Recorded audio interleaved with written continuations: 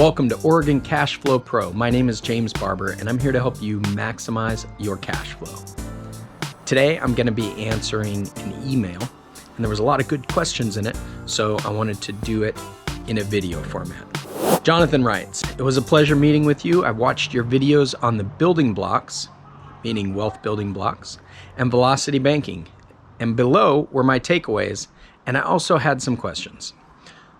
For the building blocks," he says, "the policy used as a pass-through. So the deposit into the policy is only done once for each building block. Example given, tuition. He would put the money saved into a policy, take the loan to pay tuition, pay off the loan throughout the year, rinse and repeat for next year." Correct. You do not have to deposit money for the next year's tuition. You would be using the same money. This is all separate and in addition to the yearly premium you would pay. Yes, that is correct. So when you pull money out for the wealth building block with tuition as an example, when you pull money out, you borrow against your policy, you're going to pay the tuition. And then when you pay that back, assuming you pay it, if you can pay all of that back throughout the year, you would then use that same money the next year. Essentially, you would use the same money to pay the next year's tuition. Now, maybe tuition is higher than what you're able to set aside each year, in which case we hopefully set this up early enough to where you could build up enough cash value to pull out for tuition each year, and you'll just pay it back on whatever your schedule allows. Now he says, prepaid interest. When you take a loan out, you mentioned that you prepay the interest. Is this based on the whole year? No.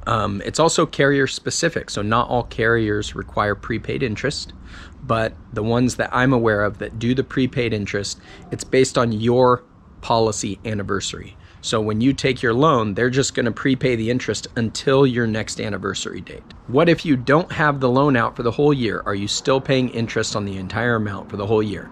No, you're paying daily interest. So however many days you have the loan out for the year is how much interest you're going to pay. So this is why in a lot of my examples, when I talk about wealth building blocks, if we use our policy for infinite banking and we do it in a dynamic banking fashion where we're putting the money back into the policy where we would normally be spending it as an expense, you're offsetting those interest charges. You're reducing the interest charges that you're going to pay throughout the year because you've paid back part of that loan. So for every dollar you pay back, you have $1 less in interest charges that you have to worry about. So on my examples that I type up, I'm assuming that we have a regular recurring expense that we pull money out of to pay. And then normally you would save up over the next month. You would save up that amount to pay that bill again the next time. Well, in this case, as you save it up, you're going to be putting it into your policy, thus reducing your interest charges by half. So what I figure is if the interest charge is normally 6% for the year, if half of that time you've spent paying back those expenses, those recurring expenses, then your actual interest charges will probably be about 3%. He goes on to say, velocity banking and infinite banking. The loan balance. Your examples show how to fund a policy using a HELOC, but you end up with a hefty amount of loans against the policy. Was there a plan to pay off the loans? Absolutely there was. Now, let me finish his paragraph and then I'll answer that question. He says, personally, the loan balance is something that would bother me, so I wasn't sure if there was a different plan around dealing with that or a mindset change that I had to adapt to. There may be a mindset change to adapt to, but essentially there is a plan to pay off these loans. You don't necessarily want to have loans outstanding forever. The only time I'm planning to have loans outstanding is when we hit retirement and I don't want to make any more premium payments and I want to pull money out to live on. So if I'm using my infinite banking as my retirement income, that's when I'm not going to worry about paying back the loans. So the plan in my infinite banking and dynamic banking videos, the plan to pay off those loans was as soon as you fund your full premium, your overfunded max right up close to the MEC premium, as soon as you fund that using the HELOC, now you're going to use the rest of the year and your dynamic banking or your velocity banking principles to pay down those loans so that the next year you're ready to make your premium payments again.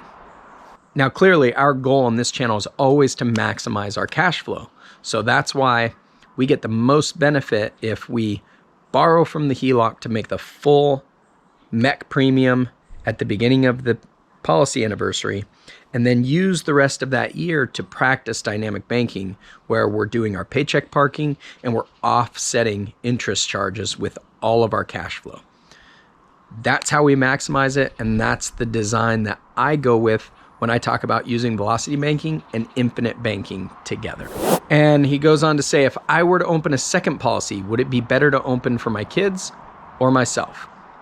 Also, since I would already have a whole life policy, would you recommend the second policy being an IUL? This is really case specific, whether you want to open a policy for yourself or your kids. I definitely recommend having a policy on yourself and a policy on your kids, whether it's whole life or an IUL. Doesn't make a big difference. A lot of it depends on what boxes are being checked. So for me personally, I have IULs on my kids because an IUL is based on annual renewable term insurance. So the costs are very, very low for kids. Anybody who's younger, the costs are very, very low. They're going to have the opportunity of 30, 40, 50, 60 years of compounding growth before that annual renewable term insurance gets kind of expensive.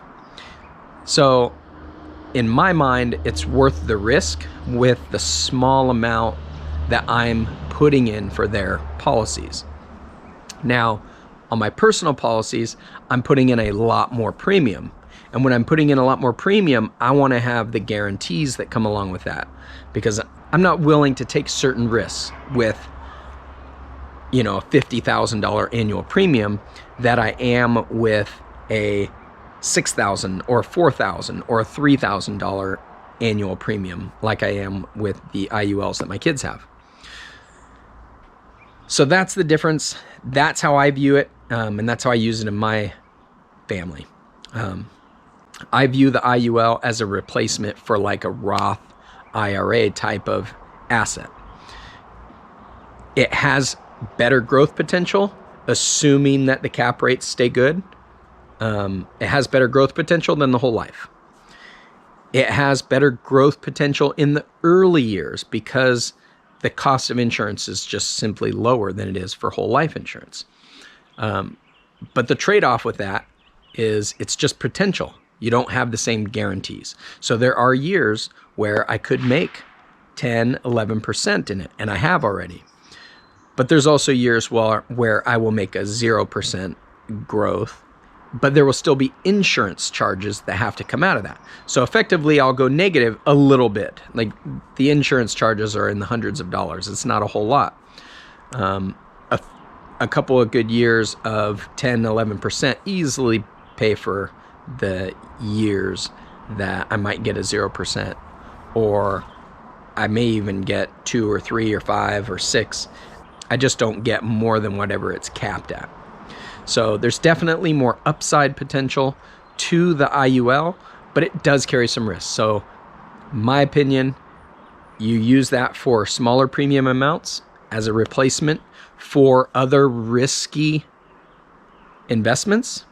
So 401ks, Roth IRAs, things that I would have in the stock market.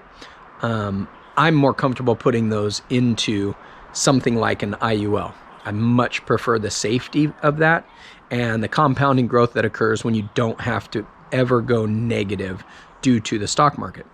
For you in particular, since you would already have a whole life, would I recommend a second policy being an IUL? Our conversation that we had, I think it sounds like an IUL is a good fit for you. you're okay with the risk, even for your own personal policy. It sounds like you're okay with that type of risk. I definitely think that there's a place for an infinite banking whole life design for you. And I would definitely be supportive of having an IUL on the kids. Biggest difference between the whole life and the IUL is way down the road when it comes to the kids, whether they will have life insurance when they turn 75 or 80 years old. And that's just based on if it's whole life insurance, we know that they will have it as long as they don't cancel the policy. With the IUL, we assume that they're going to have it and that the policy will have had plenty of time to grow and cover any type of increased insurance costs. Now, we always have the backup of having an overloan protection rider just in case the insurance costs get too high. We can trigger that, turn off the premiums, but that also means we can no longer use the policy for an infinite bank type of transactions. And he had one more question. He said, thanks, I have one more question to add to that. Would it make sense to fund an IUL from my whole life? What would be the pros and cons of doing so? Or would it be better to just lower the amount I would contribute to my whole life policy and divert that premium to an IUL? I think you're on the right track at the beginning. I think it does make sense to fund your IUL with your whole life cash values if that's something that you're okay doing. So one of the ways I look at funding an IUL and funding a whole life is I try and divert as much of my income into my whole life policies as possible. The IULs, however, I look at funding those with extra cash flow or cash value from a whole life policy.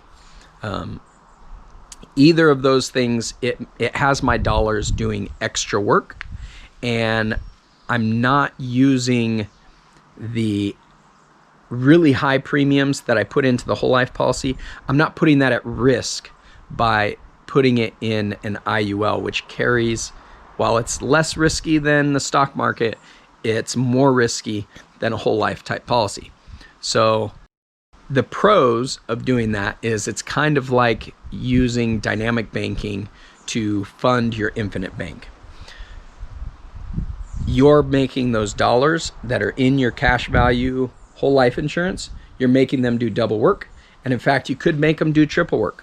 There's certainly nothing wrong with borrowing from your whole life policy to fund your IUL because you have access to that money still in your IUL. You can pull that out and still go invest it somewhere else. A little bit of it just leaks away to the insurance company for insurance charges, but that's going to happen no matter how you fund it. So the main thing is are both of those policies being max funded?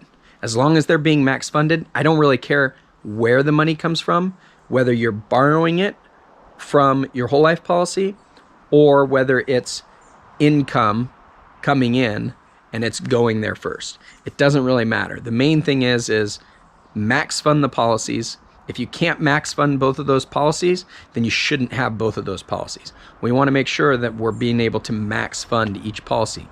Now, you do have some flexibility with the IUL in that you can catch up at any point in the next 10, 20, 30 years. There's no limit on when you can catch up if you didn't max out in previous years.